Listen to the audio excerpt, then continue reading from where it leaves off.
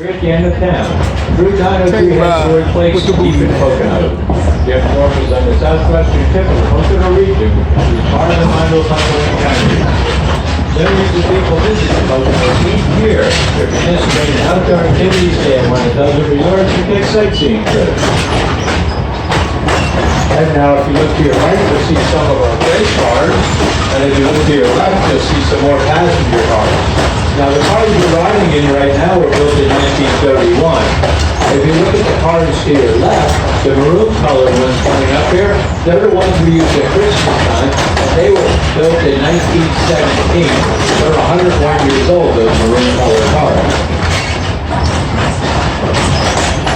And this is the old Jim Thorpe rail yard, and the original engine house here was torn down in 1945 to make room for the large turntable. This turntable coming up here on the left is operational, and we currently use it during our steam train excursion.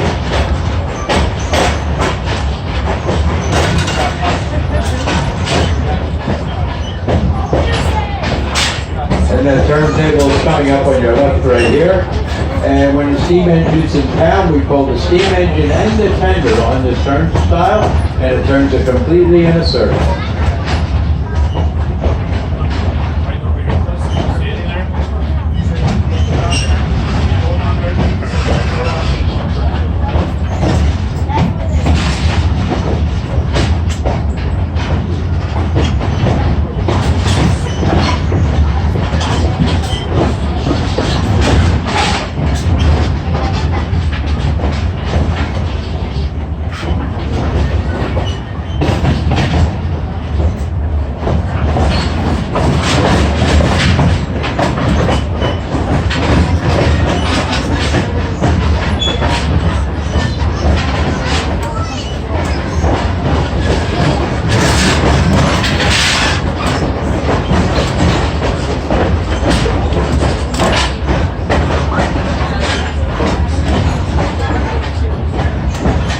Now the hiking and biking trail on our right was added a few years ago to link the trail in the Lehigh Gorge to Jim Thorpe.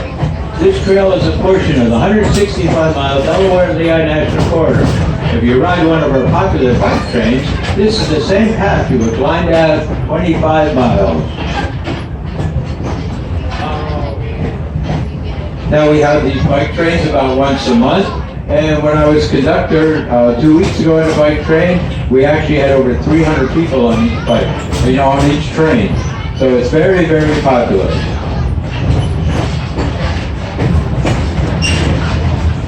And if you don't want to do the bike train all the way up to Whitehaven, 26 miles, you can do an 8-mile trip. You can put your bike on any one of our trains any day, and we'll take you 8 miles up so you can pedal back. And also it sounds real difficult, but it's really easy because it's all a 2% downhill the whole way. Now you do have to pedal, but it's still better than going uphill.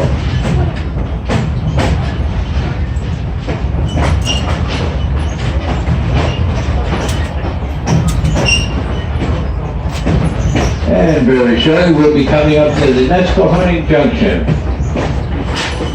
Now the rail line to our left goes to Reading. And we use this for our hometown hydrants and fall foliage excursions during a busy October season.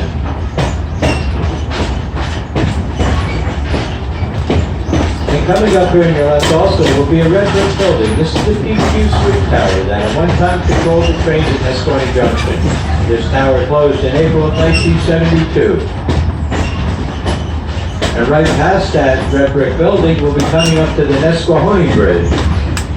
And this crosses the Lehigh, and this bridge offers us spectacular photo opportunities on both sides. If you look to the left, you will see the Lehigh River directly underneath you. This bridge was reinstated to allow opening of the Lehigh Gorge Scenic Railway in May of 2005.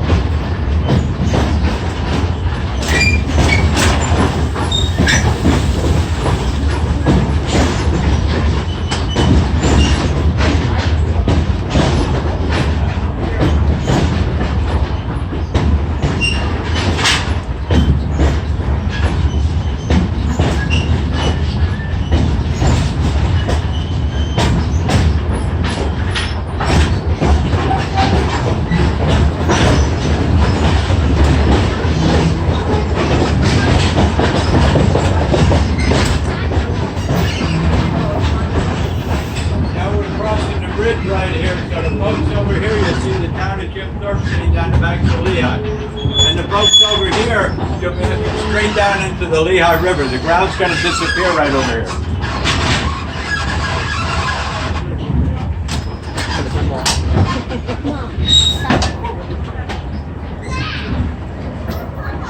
Right up here, you'll see a little yellow sign. Right there, the ground's going to go away from underneath you.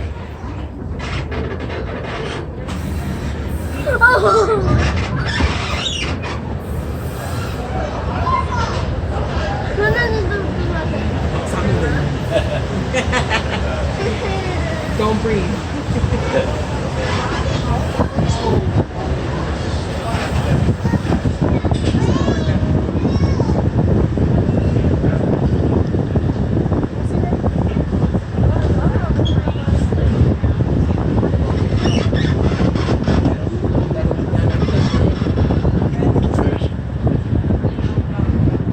And right here, we're going to be going through the Polk or trestle. This trestle was built in 1911.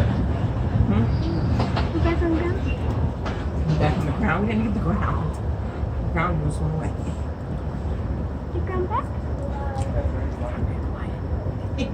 And this passes over the Reading and Northern Lehighton branch and also the Norfolk Southern Lehigh line. This was the former Lehigh Valley Railroad that was once owned by Asa Packer. The Lehigh Valley mainland went from Penn Station in New York City to Buffalo, New York, a distance of over 440 miles.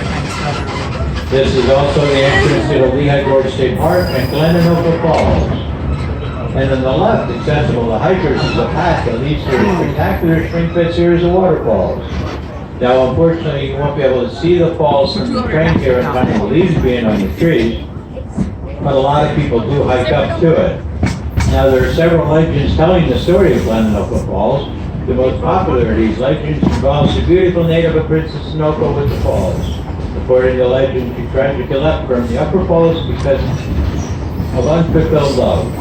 Now, it is unclear to this day how much of this legend is true or how much was created by publicists of the railroad to attract customers. Nonetheless, some people believe the princess still roams the area, searching for her lost lover. And up here a little bit more, we'll be going across the bridge where Glenanoka Falls is on the left-hand side. Now the right-hand side, halfway across this bridge, is the site of the Hotel Juanita. This was a railroad summer-owned resort and was built in 1885 and attracted many visitors from the big city. The four-story hotel boasted an 80-foot-long bar and was only accessible by the railroad or by hiking. Unfortunately, this hotel burned in 1911 during a Mount Brush fire.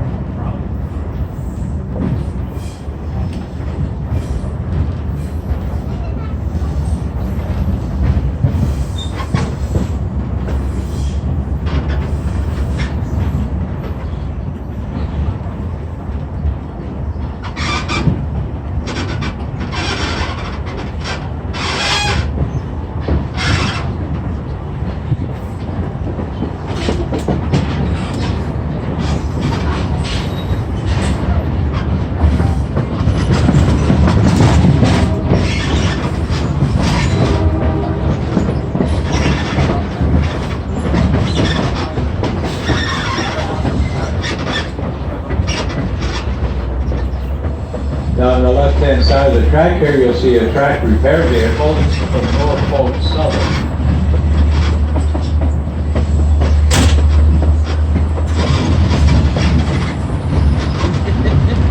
Should be passing it now. Now halfway across the bridge here, remember, look over your right-hand shoulder here and you'll see the exit of this very old tunnel coming out of the side of the mountain. Right here, look over your right shoulder. Now, if you come over here, you actually can walk through this very old tunnel. And right here, what's going through is called the Hot Cut. This is the southern gateway to the Lehigh Gorge State Park. As we enter the Lehigh Gorge, people watch the Pennsylvania wildlife that follows where we're going. Deer, black bear, turkey, and Pennsylvania state birds, those guys. Just feel the animals and see how they're alive. Every so often we see a hawk or eagle. The Lehigh Gorge State Park includes many Pennsylvania state flowers and house laurel, along with native oaks, maple, poplars, and birch trees. And this wide spot along the railroad is one of the few places where the tracks of the Lehigh Valley and New Jersey Central Railroads are side by side at the same grade level. The C&J Road bed is now the biking trail, which extends over 20 miles away David. The name Hetchel comes from Hetchel's Tooth, the rock outcropping on the mountain high above the train.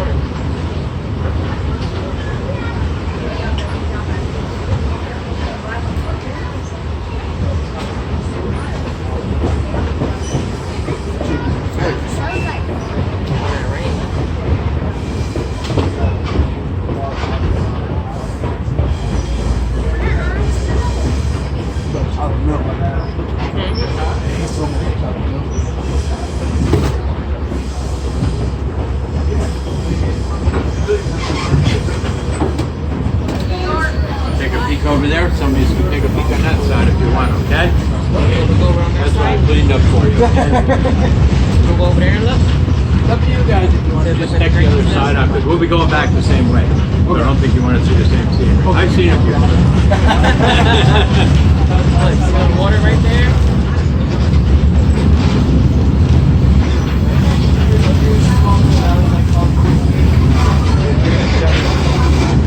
I can tell you a little bit about the Lehigh River now. It's a tributary of the Delaware River and is 109 miles long. The word Lehigh comes from the Nazi word or phrase meaning where the report. The upper course has numerous Class 2 and Class 3 rapids and supports a range of outdoor activities including rafting, kayaking, and canoeing. The river holds many species of fish including trout, smallmouth bass, largemouth bass, carp, and catfish. The Lehigh River rises in the Pocono Mountains of several ponds in Lehigh Township, Wayne County. The lower course of the Lehigh runs through the historically important anthracite coal and steel producing regions of Pennsylvania. The river was entirely owned by the Lehigh Coal Navigation Company from the mid-19th to mid-20th centuries due to the operation of the Lehigh Canal. The Lehigh River flows southeast to Allentown where it curves east, passing Bethlehem to Easton where it joins the Delaware River. And if you look to your left over here, folks, you'll see some poles over there that look like telephone poles. They're not telephone poles at all, they're actually telegraph poles.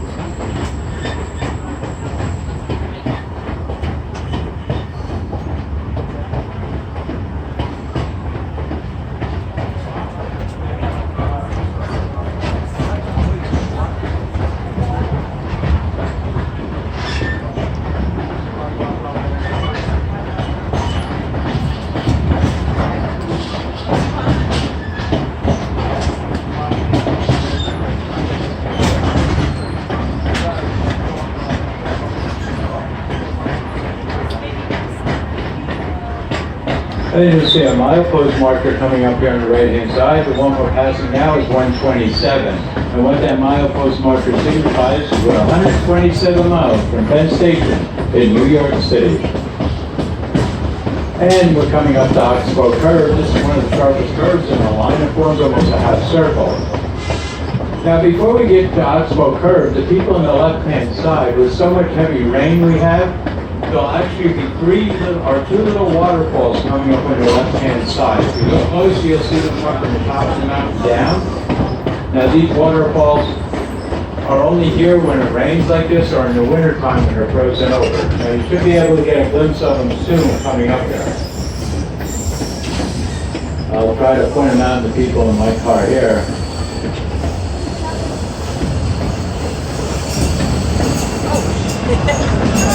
That's Snowball Southern coming right beside us now.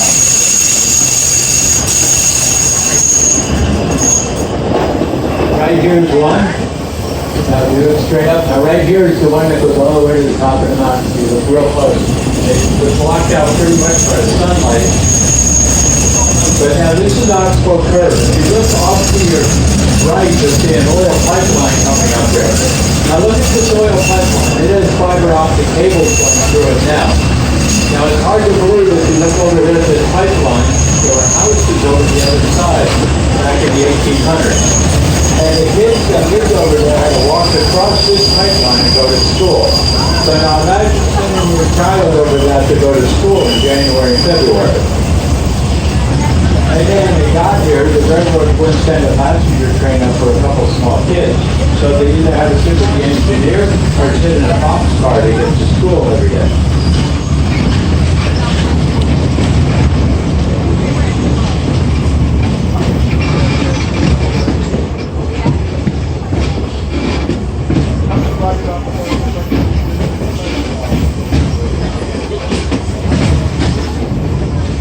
And we do usually see some wildlife here, like we will see bear and deer, but to be honest with you, usually when it's real hot like this, our animals are laying in the shade somewhere, so it's very unusual to see them out in the bright sunlight like this.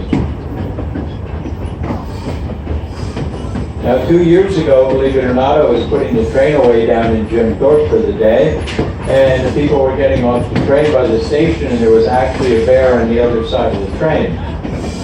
So I didn't want to yell to the people and panic them that the bear was there.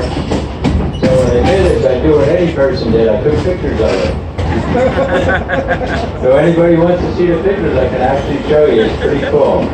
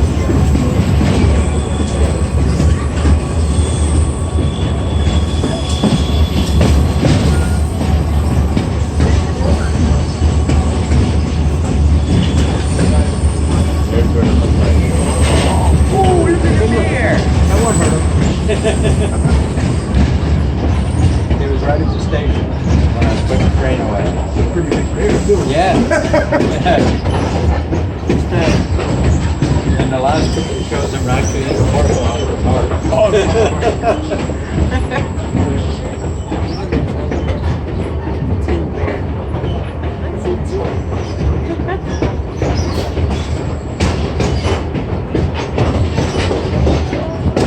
That's when he was walking back from the game, man. He turned around and went to the park. He was him leaving. Want to see the pictures of the bear? Right there. That's what the bear looked like when I was putting it away last year. What, 2 years ago? I'm sorry.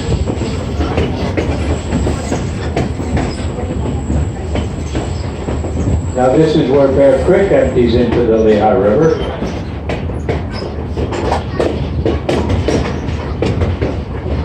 And if you look, there's no real big trees up here, like you expect to be, real big wide trees. And that's because at one time back in the 1800s, every tree here was cut down, every one. Now the reason why they cut them down is they make canal boats out of them, fill the canal boats up with coal. And back then it was cheaper to just leave the canal boats down there and keep building more canal boats. Why not? There were a lot of trees. Until at one time there wasn't one tree left up here. And what they did too is they left the tops of the trees lay here. And what happened is lightning struck and set the tops of the trees on fire. And with the canal being made of wood, it burnt the canal completely up.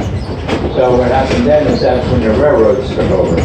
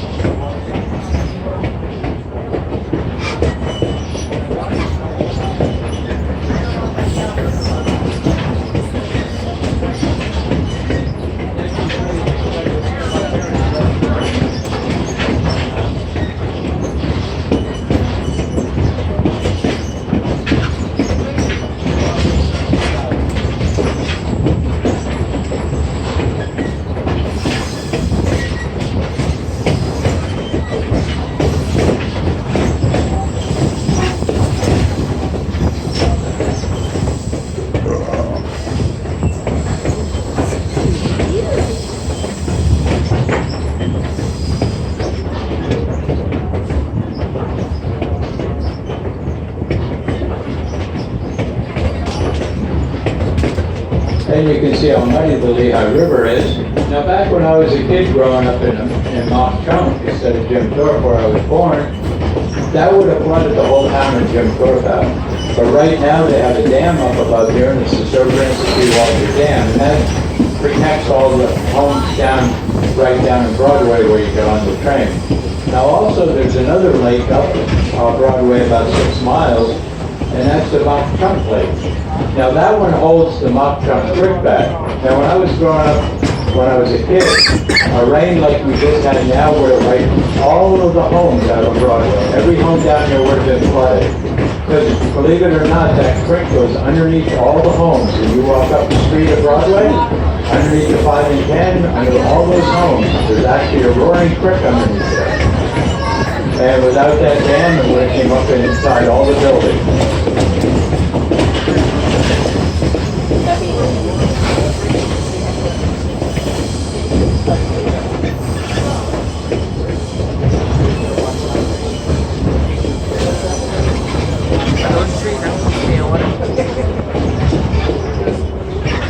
I gotta keep checking that. Okay, That kill the trees? Makes it more. now coming up on the left-hand side, you're going to be coming up to a little waterfall right here. Now the thing that makes this so neat is it never dries up. No matter how dry it gets during the summer, it will never dry up. It should be coming up very shortly on the left-hand side. And this goes underneath the tracks and flows into the Lehigh River. Right up here, it's coming very shortly. Right here it is, You got a picture right coming up there.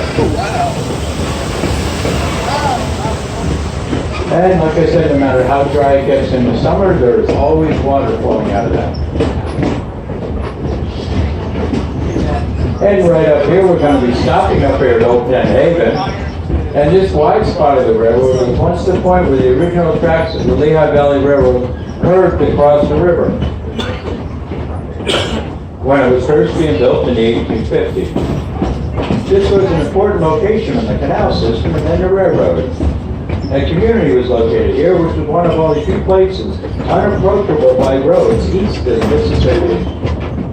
Now, once the train comes to a complete stop up here, those of you seated in the standard coach, you may get up out of your seats, push or pull the middle of the seat to change direction. If you need help, one of our friendly car hosts will be glad to assist you. Now we're going to stop right here, and we're going to stop here, and we're going to be here maybe around 6-7 minutes. What's going to happen is we're going to unhook the engine from the front of the train, take it back to the caboose, hook us up to the caboose, and drag us back to Jim's garden. So you'll see the train coming down on the left-hand side, and once he hooks up to the caboose, the conductor has to do a brake test. Because once you disconnect an engine, you have to check all the brakes on each car to make sure they're okay.